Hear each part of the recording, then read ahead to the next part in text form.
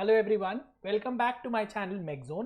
तो आज यहाँ पर हम लोग डिस्कस करेंगे कि आफ्टर योर एमटेक या after your masters degree what all options you have, what all opportunities you have. आपके पास क्या क्या अपॉर्चुनिटीज हो सकती हैं, क्या क्या ऑप्शंस हो सकते हैं अपने करियर के रिगार्डिंग। ठीक है, तो चलिए वीडियो को स्टार्ट करते हैं। और यहाँ पर मैं आपको सारे ऑप्शंस बताऊंगा जो मोस्ट प्रोबेबली मुझे पता है, ठीक है, which I know. So I will be telling you all those options and along with that क्या बेस्ट है वो आपको डिसाइड करना है। ठीक है, what is best you have to decide. देखिए, जब आपकी पढ़ाई फिनिश हो जाएगी, when you will be finished, मतलब sorry, when you will finish your masters, then you have two options. Either you go for a job, ठीक है, और you still prepare for examinations, ठीक है, like you are preparing for IES या आप SSC JEE RRB JEE कर रहे हो।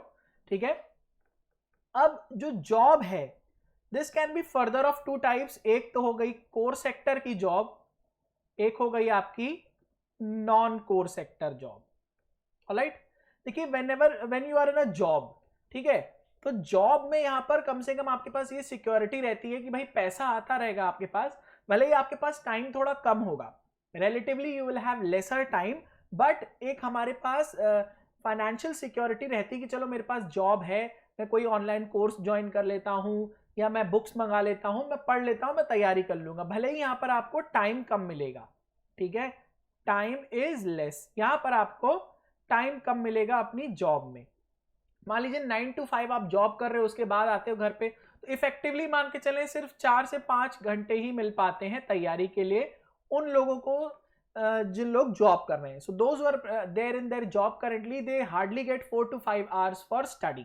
ठीक है, चलो, तो कोर में आ गए, जैसे आपकी मैकेनिकल की कोर कंपनीज आ गई, या आप किसी NIT में, अच्छे NIT किसी अच्छे IIT से आपका प्लेसमेंट हो गया, लाइक ISM धनबाद से कोल इंडिया में हो गया, ठीक है, NIT वारंगल से IOCL में, बीटेक वालों को वैसे तो वो प्रेफर करते हैं, ठीक है। लेकिन मान लीजिए आपका हो गया प्लेसमेंट, किसी PSU में हो गया ऑन कैंपस, किसी बहुत अच्छे IIT या NIT के थ्रू, ठीक है, तो बल्ले बल्ले, फिर तो हमें कुछ करने की जरूरत ही नहीं है, मस्त जॉब करो, पैसा लो एंड चिल मारो। ठीक है, या आपकी कोर जो प्राइवेट कंपनीज हैं, ठीक है, कोर में भी आपकी प्राइवेट कंपनीज भी आती हैं। ठीक है, प्राइवेट कंपनीज जो हैं आपकी on an average, if I am talking about, जैसे टॉप IITs और NITs से अगर लेती हैं तो 8 to 11 LPA, ठीक है, 8 to 11 LPA का ये ऑन एन एवरेज पैकेज तो दे ही देते हैं। ठीक है, 8 to 11 LPA का अप्रॉक्स पैकेज ही आपको यहाँ पर मिल जाता है, तो प्राइवेट अपना जॉब करते रहो। फिर नॉन कोर सेक्टर में जॉब, जैसे IT सेक्टर हो गया, ठीक है, कोडिंग आपकी बहुत अच्छी है तो आप IT सेक्टर में जा सकते हो। उसके अलावा आप और भी कई सारी कंपनीज हैं, जैसे कि बात कर लो मास्टर, जैसे अगर आपने किसी नॉन कोर ब्रांच से किया, जैसे किसी कह लीजिए लाइक सब ब्रांच से किया, बायोमेडिकल से किया है या नैनोटेक से किया है, तो उसमें भी यहाँ पर आपको जॉब्स मिल जाती हैं, ये भी आपको ठीक ठाक पैकेज दे देंगी। तो कोर जॉब्स में भी आप जा सकते हो, नॉन कोर जॉब्स में भी आप जा सकते हो। ठीक है, तीसरा ऑप्शन जो है, डू PhD या गो फॉर योर PhD। तो पहला ऑप्शन है either you will go for a job, second option is सब कुछ छोड़ के आप क्या कर रहे हो, प्रेपरेशन कर रहे हो। लेकिन यहां पर कई सारे प्रोज एंड कॉन्स हैं। एडवांटेज क्या है कि भाई आपको सिर्फ प्रेपरेशन करनी है, आपको जॉब पे नहीं जाना, आपको खाना नहीं पकाना, कुछ नहीं करना, सिर्फ आपको प्रेपरेशन करनी है। लेकिन डिसएडवांटेज क्या है, कोई यहाँ पर फाइनेंशियल सिक्योरिटी नहीं है, पैसा आ नहीं रहा है, सिर्फ प्रिपरेशन कर रहे हैं, घर वालों पे डिपेंडेंट हैं। ठीक है, ये बहुत दुखदाई स्थिति होती है। This is a very very दुखदाई और painful situation for a student when he or she is asking money from the parents and they are not earning anything themselves. ठीक है, तो यहाँ पर ये बहुत ज्यादा दिक्कत की बात हो जाती है।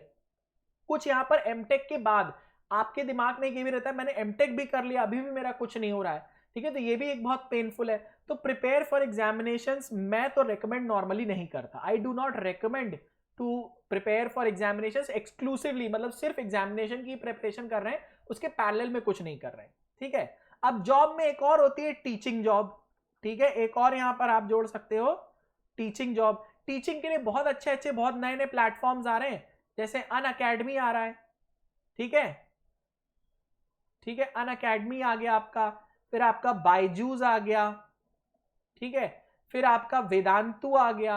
मान लीजिए आपकी 10+2 लेवल की फिजिक्स केमिस्ट्री या मैथ्स बहुत अच्छी है तो आप यहाँ पर जा सकते हो, ठीक है। तो यहाँ पर आपको पैसा भी मिलता रहेगा और अगर आपको इंटरेस्ट भी आ गया, पैसा भी मिल रहा है, अच्छे एजुकेटर बन गए तो बल्ले बल्ले।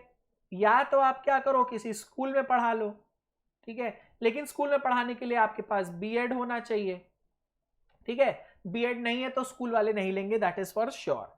उसके अलावा एमटेक करके अगर आप किसी इंजीनियरिंग कॉलेज में पढ़ाते हो, ठीक है, एमटेक करके अगर आप किसी इंजीनियरिंग कॉलेज में पढ़ाते हो तो अप्रॉक्स जो सैलरी होगी प्राइवेट कॉलेजेस में, गवर्नमेंट में तो लेंगे नहीं, प्राइवेट में लेंगे तो मान के चलो 35-40 इतना मिल जाएगा, 35K पर मंथ, ठीक है, 35,000 पर मंथ आपको यहाँ पर मिल जाएगा। तो आई डोंट थिंक ये बहुत अच्छा डिसीजन होगा, क्योंकि आने वाले समय में पीएचडी मतलब पीएचडी तो कंपलसरी हो ही गई है, लेकिन कुछ प्राइवेट वाले फिर भी ले लेते हैं एमटेक वालों को। तो या तो आप किसी अच्छे प्लेटफॉर्म पर, जैसे वेदांतु हो गया, अनअकैडमी हो गया, बायजूस हो गया, या और नए नए प्लेटफॉर्म्स आ रहे हैं, वहां पर अच्छे एजुकेटर बन जाओ, पैसा भी अच्छा मिलेगा और पढ़ाई भी आप मतलब पढ़ाओ भी, क्योंकि आपने मास्टर्स किया होगा तो आप अपने गेट एग्जाम के लिए पढ़ा सकते हो, एसएससी जेई के लिए पढ़ा सकते हो, इंजीनियरिंग सर्विसेज के लिए पढ़ा सकते हो, ठीक है, ये सारे एग्जामिनेशंस के लिए आप पढ़ा सकते हो। या इतने लेवल पर नहीं जाना, 10+2 में रहना है तो आप वो भी पढ़ा सकते हो, लाइक मैथ्स, फिजिक्स, केमिस्ट्री जो आपका स्ट्रांग रहा हो, तो बहुत सारे ये ऑप्शन है, ठीक है। तो जॉब आप कोर सेक्टर में कर सकते हो, नॉन कोर सेक्टर में जॉब कर सकते हो। एग्जामिनेशंस के लिए एक्सक्लूसिवली प्रिपेयर करोगे वो मैं सजेस्ट नहीं करूंगा, क्योंकि मैंने बहुत लोग को देखा है फ्रस्ट्रेट हो जाते हैं, अगर सिलेक्शन नहीं हो रहा है तो फिर आप फ्रस्ट्रेट हो जाओगे, फिर आप ऐसा कोई गलत कदम उठा लेते हो जो कि सही नहीं होता, ठीक है। अब बात आती है डू अ पीएचडी। इस पर ऑलरेडी मैंने एक वीडियो किया हुआ है, उसका लिंक मैं आपको इसके मतलब दे दूंगा, मैंने पिन कर दूंगा यहाँ पर उस वीडियो को, जहां मैंने डिस्कस किया था पीएचडी के बारे में। तो अगर आप पीएचडी कर रहे हैं तो सबसे पहले आपको मूड बनाना पड़ेगा कि आपको पीएचडी करनी है, ठीक है। सबसे पहले you have to make up your mind कि you have to do your PhD, तभी आपकी पीएचडी हो पाएगी। नहीं तो अगर आपका मन नहीं है, because PhD is basically research, ठीक है, रिजल्ट आते भी हैं, नहीं भी आते हैं, काफी ज्यादा टाइम भी लग जाता है, depending upon your work, depending upon your supervisor and guide. आपके गाइड और सुपरवाइजर पे भी डिपेंड करता है आप जो जैसा काम कर रहे हो, क्योंकि मैकेनिकल में आप एक्सपेरिमेंटल बेस्ड काम करोगे, सिमुलेशंस करोगे, लेबोरेटरी वर्क करोगे, लाइक मटेरियल से रिलेटेड, तो वहां पर पहले आप बनाओगे या कुछ भी एक्सपेरिमेंट करोगे, फिर उसका रिजल्ट निकालोगे, फिर आप उसको कैरेक्टराइज कराओगे, फिर पब्लिश करोगे, तो टाइम लग जाता है। तो obviously PhD is a time taking job, no doubt. मान के चलिए 4 to 5 ईयर्स आपको लगाने पड़ेंगे, ठीक है, 4 to 5 ईयर्स। लेकिन उसको लगाने के बाद क्या होगा, उसको लगाने के बाद जो जैसे मान लीजिए आप किसी प्राइवेट कॉलेज में भी जाते हैं या गवर्नमेंट कॉलेज में कहीं पर भी निकलती है वैकेंसी, तो आप अप्लाई कर सकते हैं। On an average 60K per month तो देते ही हैं प्राइवेट कॉलेजेस, ठीक है। अच्छे प्राइवेट कॉलेज की बात कर रहा हूं मैं, तुझकुनिया वालों की बात नहीं कर रहा। तो 60,000 आपको ऑन एन एवरेज मिल जाता है, या बहुत कम कहें तो 55 से 60,000 पर मंथ आपको मिलता ही मिलता है अगर आप पीएचडी होल्डर हैं तो, ठीक है। तो पीएचडी करने के बाद भी बहुत मास्टर्स करें, जैसे पीएचडी करने के बाद नॉट ओनली सिर्फ टीचिंग ही नहीं है, ठीक है, टीचिंग जरूरी नहीं है कि आप टीचिंग ही करें पीएचडी के बाद। आप कहां जा सकते हो, इंडस्ट्री में भी जा सकते हो, इंडस्ट्री रिलेटेड जॉब भी आप पकड़ सकते हो, ठीक है। जैसे मान लीजिए आपने मैन्युफैक्चरिंग में अपना पीएचडी किया, तो आपने एक मैन्युफैक्चरिंग इंडस्ट्री को पकड़ लिया, वहां पर आप एज ए सीनियर साइंटिस्ट हो गए, तो वो भी एक बहुत अच्छा ऑप्शन है। पीएचडी करके लोगों के दिमाग में रहता है हमें तो सिर्फ टीचिंग करनी पड़ेगी, ऐसा कुछ भी नहीं, देयर आर मल्टीपल ऑप्शंस, ठीक है।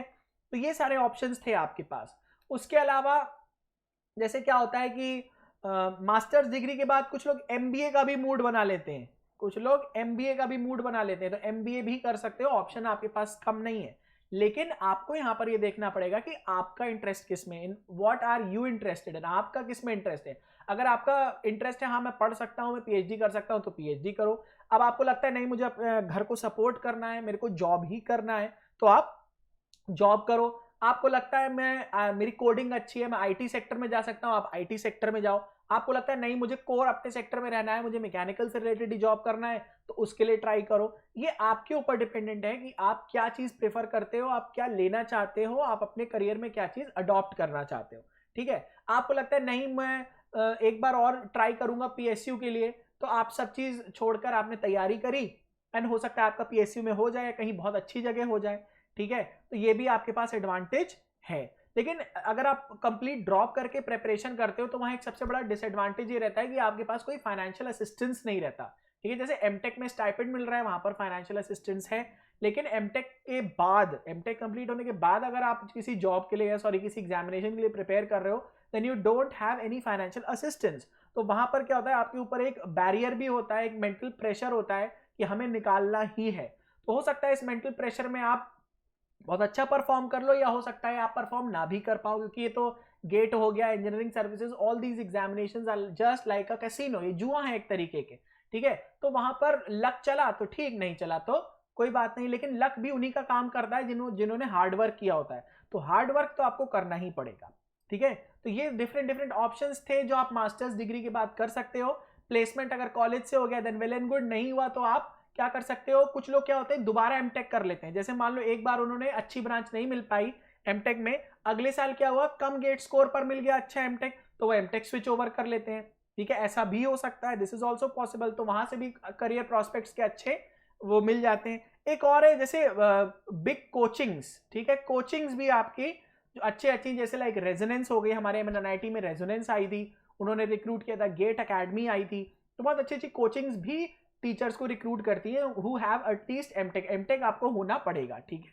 तो ये भी एक ऑप्शन है, आप अच्छी कोचिंग्स में भी जा सकते हो, रेजो में चले गए या वाइब्रेंट में चले गए, बंसल्स में चले गए, बहुत अच्छी कोचिंग्स हैं जहां पर आपको एज ए टीचर भी रिक्रूट किया जा सकता है, अच्छी सैलरी भी देते हैं, ट्रेनिंग पीरियड भी रहता है, वहाँ ट्रेनिंग भी आपको मिलेगी, उसके बाद आप वहाँ फैकल्टी हो जाएंगे।